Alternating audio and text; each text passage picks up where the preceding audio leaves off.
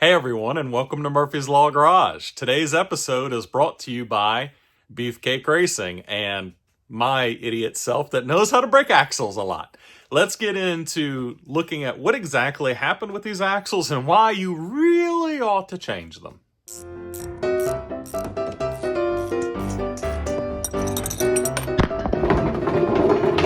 Dang it. As you can see here, I have two very disassembled broken axles sitting in front of me. The primary mode of damage that you're going to see here is they got snapped clean off. But before we get too deep into dissecting what exactly happened here, I want y'all to know that at the end of this video is a coupon code provided by Terry at Beefcake Racing so that you can get yourself a set of axles on the cheap. But let's get into this. I believe the most obvious bit for people here is clearly going to be that we've snapped a pair of axle tubes, right? And when you look at it, it's like, wow, okay, that's pretty impressive. Well, I'd say the first one is, the second one isn't. And let me explain why that is. The first axle we broke off inside of the splines in the ball bearing carrier that goes in the cage here. Now, this axle has more than 100 passes on it, both stock, slightly modified, stock Whipple, and then further modifications beyond that. And it survived 100 passes before doing this. I can't even get this broken bit of shaft out of here without having to put this in a vise and hammer it out. And even then, it's going to destroy the splines on its way out. This was a pretty catastrophic failure, this mode of failure, and more than likely is brought on by the repetitive abuse of all of the passes this axle made before it. That's why this axle break was far more violent and loud than the second one. Let me show you that now.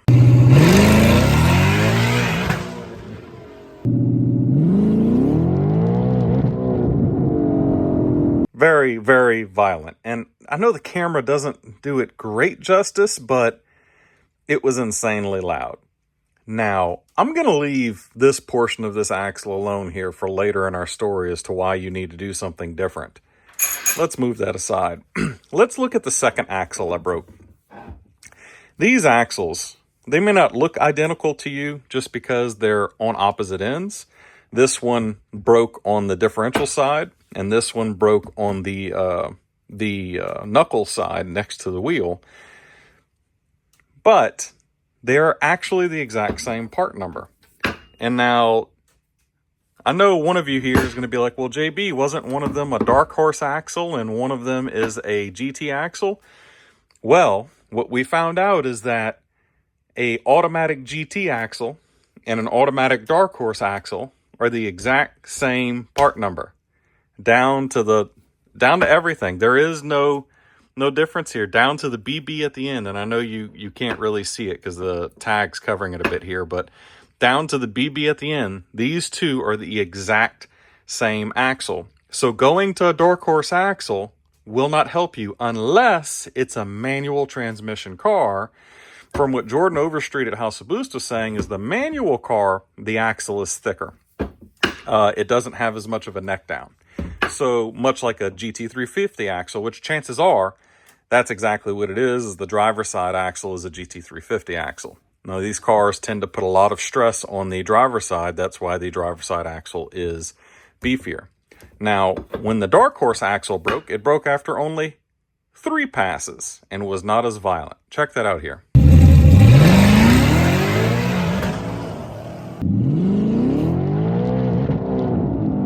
I don't know if you can tell that it was less violent, but this one broke during the 1-2 shift, and the sound was like a gunshot going off. This one broke before the 1-2 shift and sounded like a pop of a gear slipping. It was far more muted. And this is what that break looks like. And the reason why I think this was not nearly as loud, here you can see the other half of it, is that I believe there's an engineered failure point in these axles. You see where it snapped away here, where the axle looks kind of funny? Well, let me show you what that looks like on this axle. Look at how it almost appears to be fusion welded. And what I mean by that is this doesn't look to be machined into the axle at all. It doesn't look like it's part of a casting. I mean, this is obviously not casted. This is a turned piece of pipe, but it looks like these two bits of axle were put into a machine, held together end to end like this, and then spun in opposite directions to fusion weld the two pieces together. And if you kind of look at the metallurgy of it, look at the way that it broke. Look at the fractures it has in it. Right? It looks like two pieces of metal were bonded there. Look at an actual shear failure. Look at how clean that shear failure is with that fracture line. Right? This was extreme violence. This appears to have been some sort of engineered failure point. I do think, look, see how perfect and smooth those edges are? Again, as if they were fusion welded by twisting them in opposite directions. I'll see if I can find you a video clip of what fusion welding looks like for something like this, or friction welding, I'm sorry. Two pieces to be joined are aligned in an inertia welding machine. One piece is held stationary, the other is rotated rapidly on a spindle chuck attached to a flywheel. When the flywheel reaches a predetermined speed, it is disengaged and the freewheeling piece is forced against the stationary piece. Friction between the parts heats the budding surfaces to forging temperature. Just before rotation ceases, the two pieces bond automatically. When the flywheel stops, the weld is complete. But it's as if the Ford engineers wanted to give this axle a place to break. And well, if that's the case, and it certainly appears to be what they did here, it's because they recognize that you're going to push this car, and when this axle fails, you don't want this failure. More importantly, you don't want that failure to occur inside of the differential on this side, on this spline. And you most certainly don't want the failure to also occur on this spline inside of the knuckle. Because if either one of these splines were to physically fail, and this happens, by the way, the hub and the diff are gone. They're scrap. They're garbage. Nada. So I thought that was super interesting about the Dark Horse axle, that it revealed kind of like this dirty little secret of how this axle is engineered, which tells me that this axle is only really rated for probably around, I'd say 650 wheel horsepower. And with a drag radial on, you're really just kind of rolling the dice. We'll get more to that later, because I think the horsepower, the torque, the 60 foot, I have an idea of that for you, right? Somewhere around the 149 60 foot, this axle is going to break. But it's worse than that, because I think it doesn't really matter that much because of what I've seen inside of these stubs. Now, I'm going to show you two different scenarios here. This is the drastic, more violent failure of our 100 pass axle. This is going to have wear on it. The car had about 8,000 miles on it before this failure happened. And you can see the wear in the axle. But I want you to pay attention to this leading edge right here. That is actual metal fatigue and failure, as if the edge of this tooth was preparing to lift off and peel back. Moreover, when I rub into it like this, I can feel the depression of where that ball was riding in here. Now, only this one on the 100 pass axle can I see that. On the 3 pass axle, it's so bad that I don't even have to tell you that I can feel it. Look at it.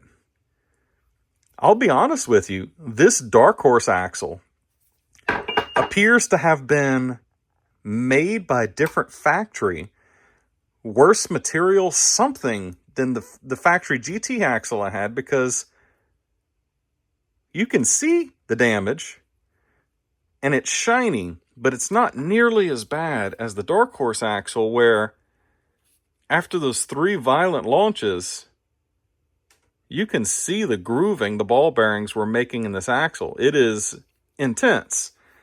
So I say that to say, I mean, look at the stub, right? This has 100 passes on it and a lot of violence. And you can see shiny spots and a little bit of working in the edges of that contact pattern, but it's not bad. Here's the Dark Horse axle, the outer stub, the inner, I'm sorry. Look at how bad this is. Like, you can actually see the divots where the balls were riding. Now, I say all that to say, this is what you're gambling on right here. You might get lucky like me and have one of these axles somehow survive 100 passes. Or you might get this more Dark Horse-esque axle, which have the same part number. They're the same, and fail after 3 launches. Do you need a Whipple to do this? My answer in my mind is no.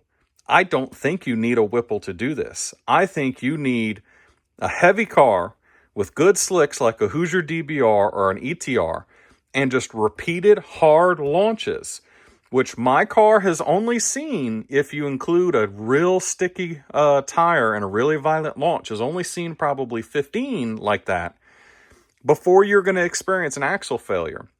Though I'd say a safe line is like a 150 60 foot if you're curious about where I think that number is. But looking at the Dark Horse axle, this failure could occur on an axle that has 300 miles on it and went down the track 3 times. And this could be your car going 140 mile an hour down the road, street racing. This could be your car at the track, blowing an axle up and ending in the wall. Do not race on these axles. Don't do it. Again, look, this is a 300 mile axle with 3 passes on it. No burnouts, nothing, until I did those 3 passes. Look at the amount of damage this axle has. That's not okay. Now look here, I'm not trying to sound like a fearmonger. Genuinely, are you roll racing on the street 60 to 130? Could you imagine what happens if one of these suckers let go while you're going down the highway? It's not really horsepower or torque limited in my mind. It's more how many times are you going to abuse it before the metal fatigues and fails. And you're going to end up sideways and in a wall doing 140 miles an hour. Are you at the track on the 1-2, the 2-3, heaven forbid the 3-4, and that axle lets go and now you're in a wall or wiping out someone else's car? These axles need to be replaced. Now, before I shot this video, I went to Terry and asked him if he would provide a coupon code for my viewers so that y'all could get yourself out of these axles. If you're putting sticky tires and hooking these cars up, get out of these axles. And he graciously provided us a coupon code. So the coupon code, and I'll show it here somewhere, is MLG15OFF. That's Mike Lima Golf 15 Oscar Frank MLG15OFF is the coupon code for DSS Axles, right? DSS, that's Drive Shaft Shop Axles, and it cannot be applied to an existing sale. Thank you very much, Terry, for providing that discount code on a very expensive axle. That 15% really adds up. And I really want my viewers to get out of these axles and spend money with a good guy in the business who's been helping us here at Murphy's Law Garage get our shit together. So thank y'all for coming and watching this video. Get y'all some axles. The discount code works. I've tested it. It's great. Thank y'all for watching. As usual, we love you. God bless. Peace.